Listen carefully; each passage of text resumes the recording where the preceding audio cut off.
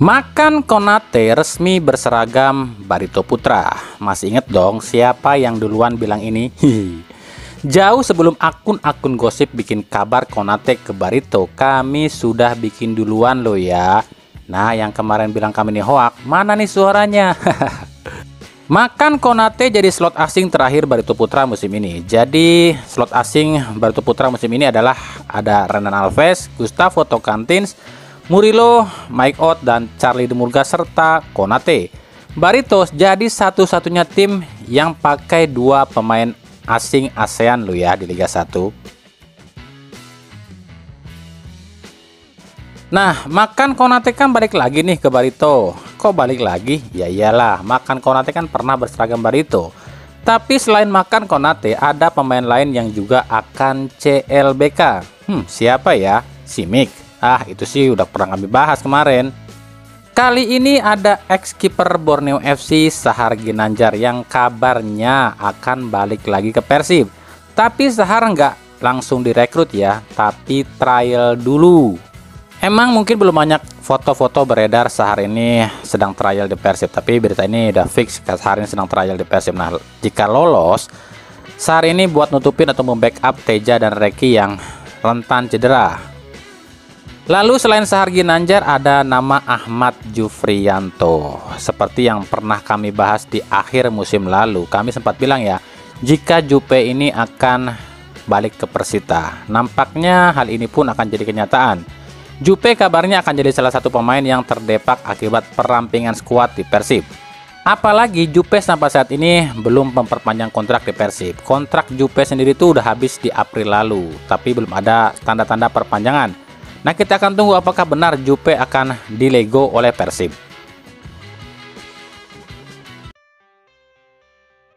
Setelah kami kritik berkali-kali soal flare di stadion yang masih banyak terjadi, Ketum PSSI akhirnya buka suara. Eto mengatakan jika ada kedapatan penonton yang menyalakan flare di stadion, khususnya laga timnas, maka ia angkat bendera putih dan ia akan nyerah. Karena dia nggak tahu nih FIFA akan ngasih sanksi apa pada Indonesia. Nah, ujung-ujungnya Eto ini meminta pada pihak Polri, pada pihak kepolisian untuk menangkap pelaku dan ditindak secara pidana. Pasalnya menurut Eto, tindakan ini bisa menyebabkan Indonesia di-ban oleh FIFA. Lalu bagaimana dengan di liga, di klub? Eto mengatakan jika ini terjadi di pertandingan Liga 1, maka Eto menyerahkan ini pada pihak klub. Klub diperbolehkan menangkap pelaku dan membawa ini ke jalur hukum. Oke, ini tuh baru sebatas pernyataan ya. Harusnya tuh bukan hanya sebatas pernyataan, tapi diberikan atau dibikinkan sebuah peraturan resmi dalam bentuk tulisan dan disebarkan pada seluruh klub dan pihak Polri. Biar nantinya para klub ini aman kalau mau hukum para pelaku flare. Ya kalau gini kan klub serba salah. Mau ditangkap para pelaku flare ya belum ada regulasi resminya. Kalau nggak ditangkap yang ngerugiin klub terus. Tapi ya ini tuh kembali tergantung klub ya. Kalau klub nggak mau rugi, apalagi musim depan itu kan ada peraturan. Kalau ada flare maka poin dikurangi ya. Klub harus bersatu, ajukan surat resmi pada PSSI dan LIB agar terbitkan peraturan ini. Biar nantinya klub ini pun aman jika mau nangkap pelaku flare. Jujur, kami ini udah muak lihat flare di lapangan di stadion itu. Nggak tahu deh ini otaknya pada kemana ya orang-orang nyalain flare ini. Apa coba faedahnya? Aduh. Oke, kemarin juga ada yang nanya, Bang, kenapa kalau tim lain uji coba boleh dihadiri supporter, tapi kenapa kalau Persib yang uji coba nggak boleh dihadiri supporter?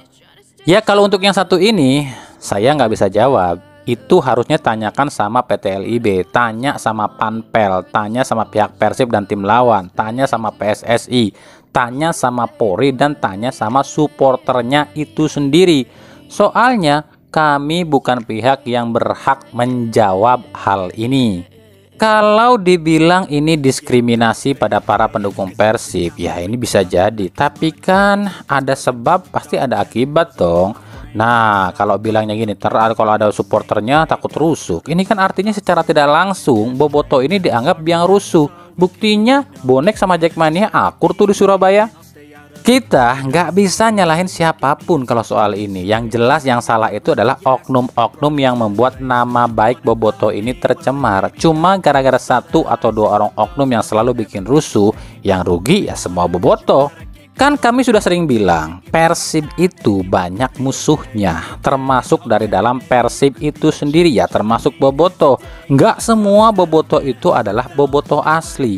Emang dia orang Sunda, emang dia orang Jawa Barat, bahkan mungkin dia orang Bandung. Tapi dalam hatinya bukan mau Persib maju, tapi yang ada dalam hatinya cuma arogansi diri sendiri. Menang rusuh, kalah apalagi, tujuannya apa? Biar hasrat dia ini terpuaskan. Atau istilahnya, bodoh amat, mau menang, mau kalah, mau berhukum apa enggak Persibnya, yang penting aing mah eksis jeung puas, gitu kan? Nah ini tuh tugasnya para petinggi kelompok supporter, ya Viking, ya Bomber dan lain-lain. Jangan sampai yang namanya Bobotoh ini tuh seolah-olah selalu jadi biang kerusuhan. Kasian yang bener-bener cinta Persib, kasian yang bener-bener ingin nonton. Viking Persib Club sendiri sebagai tombak utama supporter Persib udah ngadain yang namanya acara Sarasehan pada 17 Juni lalu. Tujuannya buat benahin citra Viking di mata masyarakat. Tapi kami pribadi nggak tahu apa hasilnya. Makanya sekali lagi kami katakan kami nggak bisa jawab kalau soal ini. Tapi yang pasti harusnya kalau ada oknum yang ngajak rusuh itu dijawab aja. Jangan atuh kasihan Persib, kasihan sama yang lain yang nggak tahu apa-apa gitu. Jangan ini mah kalau ada yang ngajakin rusuh tuh bilangnya, hayolah sarua wae atau hari itu mah hese ya mah. Jadi ya mungkin saja, ingat kami bilang mungkin saja kenapa laga uji coba Persib ini atau laga-laga Persib ini kok susah banget dihadiri penonton. Ya mungkin karena alasannya ada ketakutan dari pihak keamanan. Makanya benahi itu dulu, ubah pikiran orang terhadap Bobotoh dulu. Kembalikan sifat asli Bobotoh itu ke sifat awal. Karena pada dasarnya dari zaman baheula Bobotoh itu adalah salah satu supporter terbaik tanah air dengan keramahannya. Tapi itu pelan-pelan menghilang lantaran disusupi oknum-oknum yang ngakunya cinta Persib padahal cuma mau ngerusakin doang. Oknum-oknum seperti inilah yang harus dicari. Oknum-oknum seperti inilah yang harus dibasmi biar nggak jadi benalu, biar nggak jadi biang kerok jeleknya nama seluruh Bobotoh. Ntar kalau ada yang komentar, lu tahu apa soal Bobotoh? Siapa lu? Sok tau amat soal Bobotoh? Ya emang saya mah nggak tahu apa-apa. Ini kan cuma pandangan saya saja. Dan saya pun nggak pernah menghujat Bobotoh loh ya. Saya bilang oknum yang belum tentu dia ini Bobotoh beneran. Bisa aja kan orang luar ngaku Bobotoh, terus ujung-ujung yang tujuannya apa? Bikin onar dan bikin jelek Bobotoh. Itu yang benar.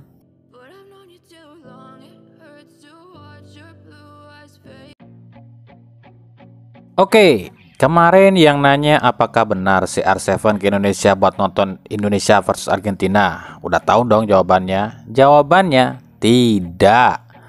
Kabarnya di TikTok udah rame tuh CR7 datang. Ya elah, namanya juga orang bikin konten kan biar rame, makanya dibikinlah yang hoak-hoak. Terus yang bener apa bang? Yang pasti itu adalah selain timnas Indonesia yang kalah dari Argentina, yang artinya putus sudah rekor tak terkalahkan Sintayong di kandang, ada juga Mbak Rara, si pawang hujan terkenal itu loh, beraksi lagi di GBK sebelum laga Indonesia versus Argentina. Dan ternyata katanya ini ajaib loh, hujannya di GBK ini langsung berhenti. Ini videonya.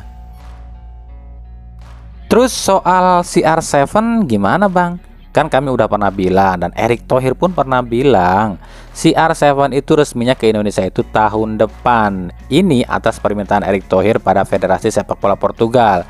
Jadi tahun depan Indonesia itu mengundang Portugal, tapi dengan satu syarat, CR7 itu harus ikut dan main. Ini baru fakta.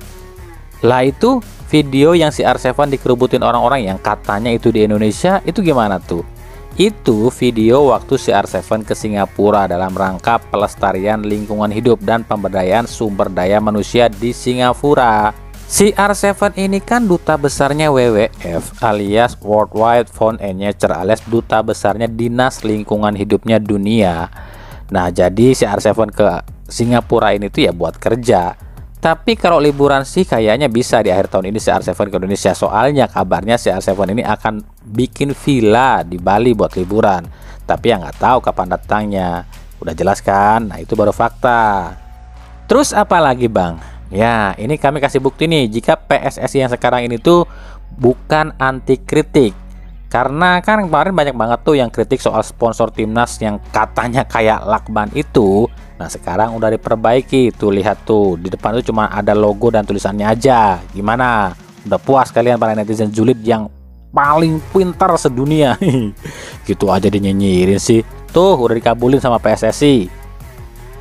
Nah untuk laga timnas sendiri kemarin lawan Argentina ya wajar lah kalau kalah juga. Wong lawannya juga peringkat 1 dunia kok. Tapi kalahnya juga nggak gede-gede amat, masih bisa dipertanggungjawabkan lah.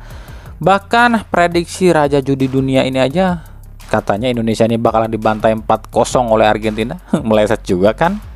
Tapi yang kami soroti di laga ini itu adalah ternyata gembar-gembor naturalisasi, ngotot-ngotot ingin main di Indonesia. Tapi di laga ini justru kami mencatat para pemain timnas yang menonjol itu semuanya pemain asli lokal. Kami mencatat para pemain timnas yang menonjol di laga ini ada Hernando Ari, Marcelino Ferdinand, Pratama Arhan, dan tentu saja kapten kita Asnawi Mangku Alam. Shane Patinama yang digadang-gadang bakalan jadi pemain yang memberikan daya kejut di laga ini ternyata masih kikuk main sama timnas. Dan yang pasti atas kekalahan ini ranking Indonesia langsung turun 1 strip ke posisi 150 dunia.